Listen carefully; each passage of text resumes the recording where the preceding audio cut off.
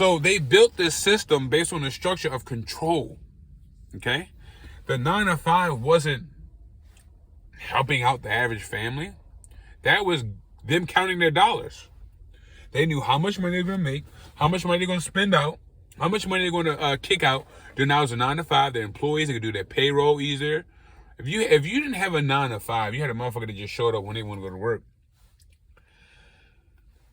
That would kind of change the structure of things. So okay, you got structure, but a 9 to 5. I mean, let's say you have to come to work 8 hours a day.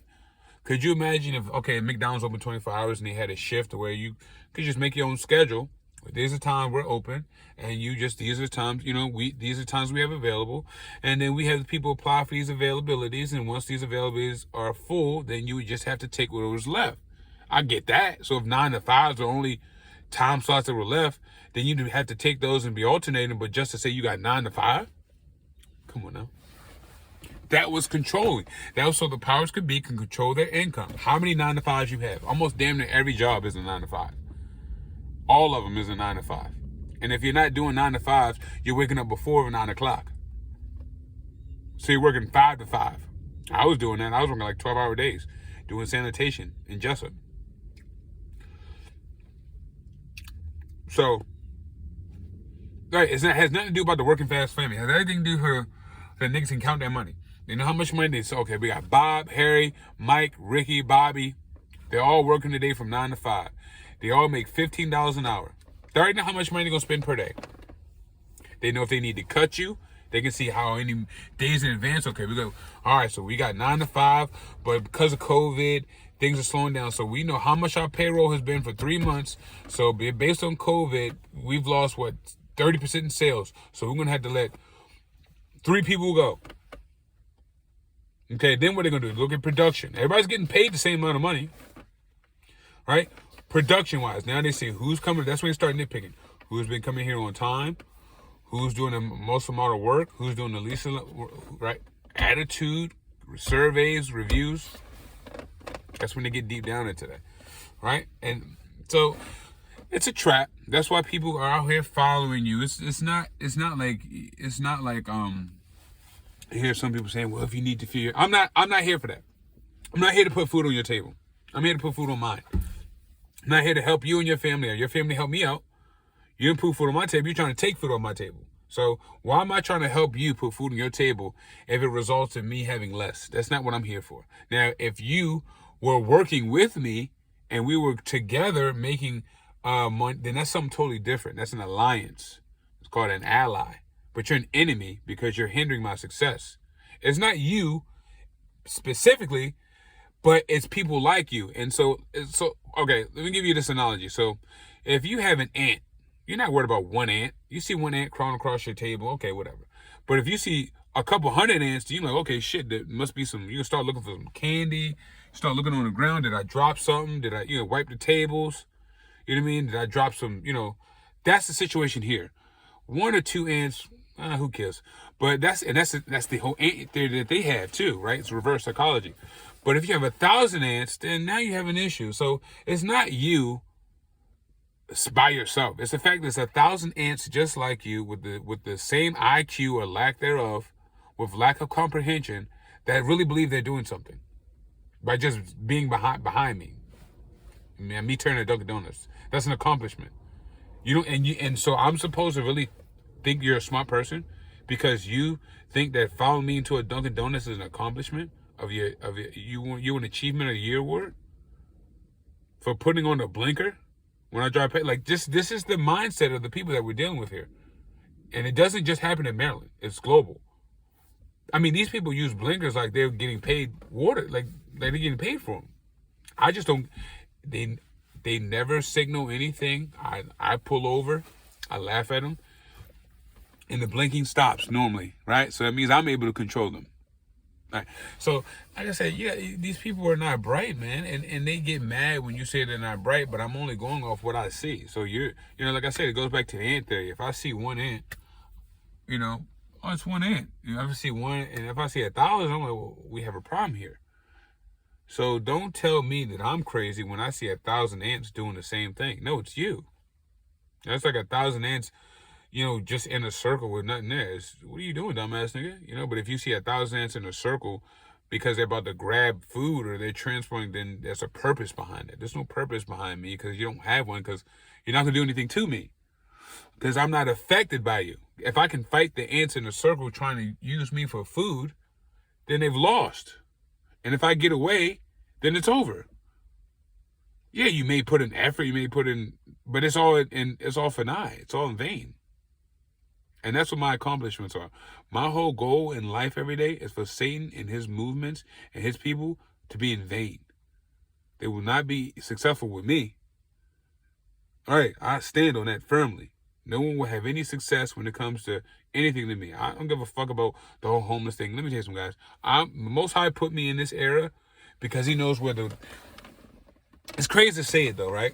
But the way things are going, everybody's going to be fucked up. So they're trying to fuck up us, but they're going to be in the same boat with us.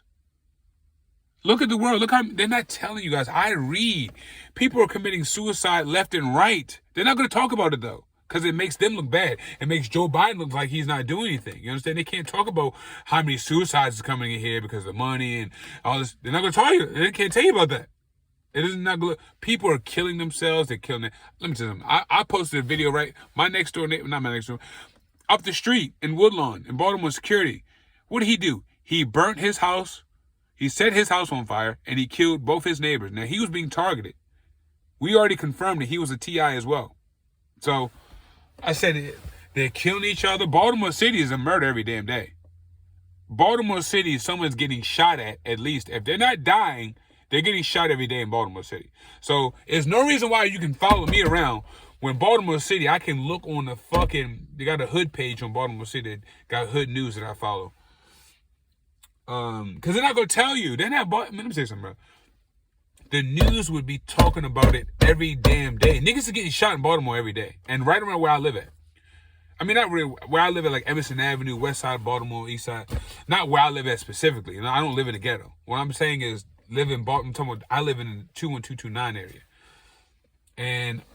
And they are shooting niggas on the west side of Baltimore. They're shooting niggas on the east side of Baltimore, southwest, northeast. It don't matter. So they're not worried about that, because what I've concluded is the hoods and every city, that's where they get the blood from. That's the sacrifices. So they're basically using so-called black people for the sacrifice.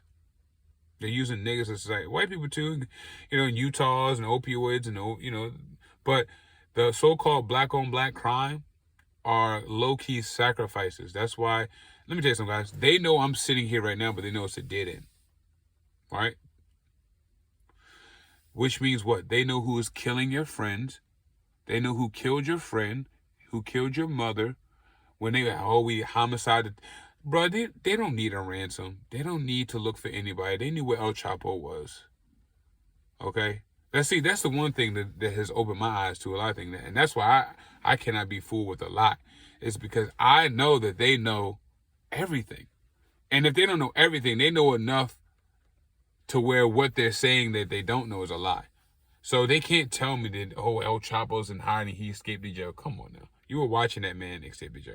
El Chapo is just in a distraction. We need to look at what was going on during that El Chapo time to see why he was so influential.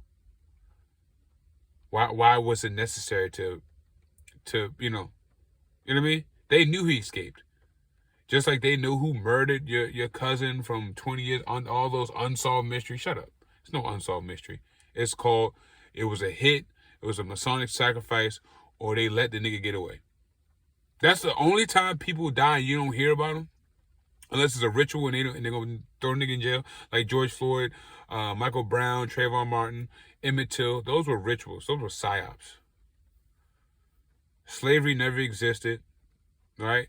Martin Luther King was a communist. Harriet Tubman was a witch, Eastern Star. Rosa Parks wasn't the first black woman to sit on the back of the bus. She was a man. I know a lot. So I'm not out here blaming white people for things. I blame white people for being white. I don't blame them for racism. I don't blame them. You weren't a slave master. You're not even white. For real, if you want to be real, you're not even white yourself. Because you're not the original man. So-called white, they can talk all that shit, but you're not the original man. So I don't have anything towards white people. I grew up with white people. drink Jägermeisters with white people. I have nothing against them. I have against individuals who do stupid shit against me. So when I'm out here driving around, I'm like, oh, it's fucking... If I call you a cracker, it's because you are the individual cracker that are trying to do something to me in that moment. Has nothing to do, but you're small-minded. So you're like, oh, he's racist. No, you are the cracker in this situation here that are being ignorant. So this is the word that best defines you. If you were black, I would call you an ignorant coon or a nigga. Right? But because you're white, I'm calling you a cracker. Has nothing to do with the white in totality, although that we know in white totality what they do. You individually, at this point in time, are the asshole I'm speaking to. They can't discern that, though, because they're one-dimensional. They're one-dimensional. They don't get that.